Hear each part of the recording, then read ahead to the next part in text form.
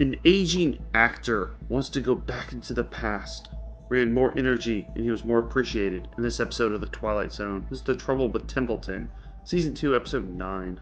Written by Jack Newman, who did the teleplay, but Rod Serling did the story. And it goes over familiar territory, where a guy goes back in the past. But this is not an action-packed episode, it makes you think a bit, but there is a moral to the story that you might have to watch the episode twice to get. But it's very deep in there. Sometimes with Rod Serling's voiceover, he immediately tells you what it is. Oh, this person shouldn't be greedy. This person should give up gambling. But here, the main character, Booth Templeton, is not being honest with himself. It starts with a funny scene. Booth Templeton is rich and is in this giant mansion and overlooks his current wife, Doris, who is much younger than him, hanging out with the pool, and then flirting with a guy and walking away with him.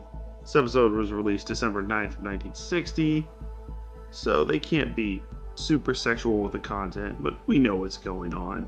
He has a trophy wife, and she's having a fling with some younger man, and he sees this all from a distance while talking to his servant Marty, and Booth Templeton doesn't seem that bothered by it, just laughs it off. What this episode does well is it shows you what's going on, makes you think a little bit, but doesn't explain every little part of it. You get the idea. She's with him for money, he's with her for beauty, she's cheating on him, but he doesn't really care, he's kind of old anyways.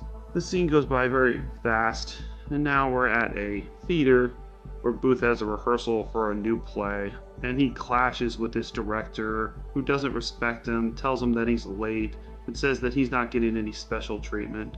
Then immediately Booth just gets transferred back into 1927, 33 years in the past. Not clear exactly how this happens, and it takes him a while to figure it out.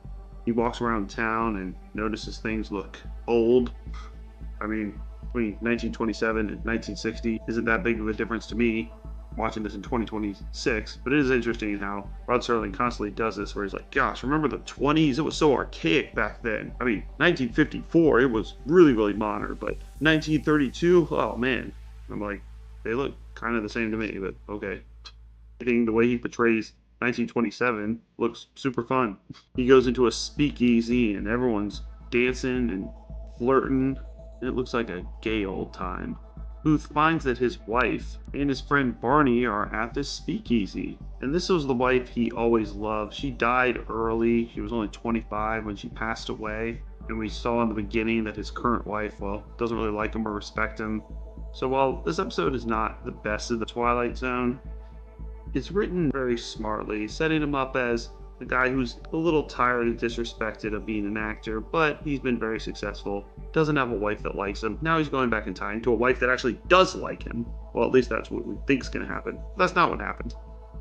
He goes back in time, tries to explain this to his wife, which, once again, every time these people go back in time, they have to explain, hey, I just want to let you know, I'm from 1960, but it's great to be back in time with you. And of course the people in 1927 are not going to believe him.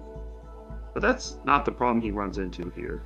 Seems like his wife doesn't really believe that he's back in 1927 because she's not aware that anyone can time travel at all. And just thinks he has on some makeup to make him look older. After all, he is an actor. But what's interesting is that Booth keeps talking about how immature she is. She died at 25, so we can assume here she's about 21 or so. And talks about how she's partying too much, drinking too much, and just not acting well mature. This is not what I expected to happen.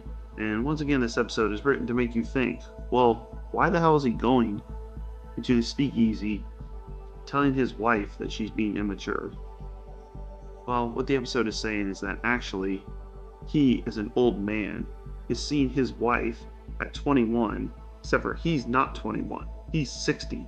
So he's looking at her as immature, not the person that he remembered, when it's really him who's changed.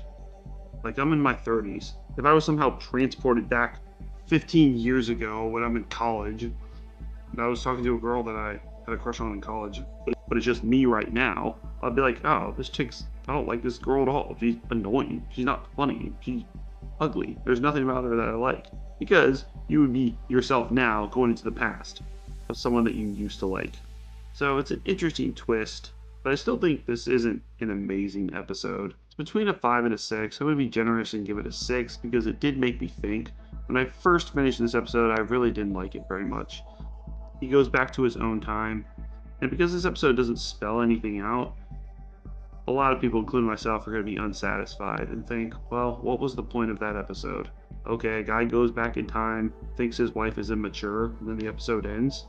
I have to do these reviews, so I watch each episode at least twice, and I did enjoy it more on the second viewing, seeing how everything comes together. But it's still not the most engaging story. I mean, Rod Serling, after this episode ends, he always previews the next episode. The next episode is a most unusual camera, a camera that takes pictures that see into the future. Much more engaging premise. If you were to explain this episode to someone, and it'd be hard to really sell them on it. Oh, you have to see the trouble with Templeton. He's like this old actor, but he goes back in time and his wife doesn't like him, and then he goes back to 1960 and it ends. But the best part is the middle, part where a lot of episodes falter. They can intrigue you with some interesting premises or action at the beginning, and they can give you a shocking ending, but in the middle things get wishy-washy. Well, that's the opposite with this one. The beginning's kind of funny, the middle's great, and the ending's nondescript. Seeing the speakeasy and everyone having fun, and him not understanding that if he was 21 years old, he'd be having a fun time at this place and wanting to party, because that's the way he was acting at 21. He's 60. Of course, they want to party at 60 now. So The Trouble with Templeton gets a very generous 6, so it really should get a 5. I'm sticking with my 6. Check out our playlist. We cover every single episode of TV anthology shows like Monsters, Fear Itself, Twilight Zone, Are You Afraid of the Dark, and Black Mirror. Thank you.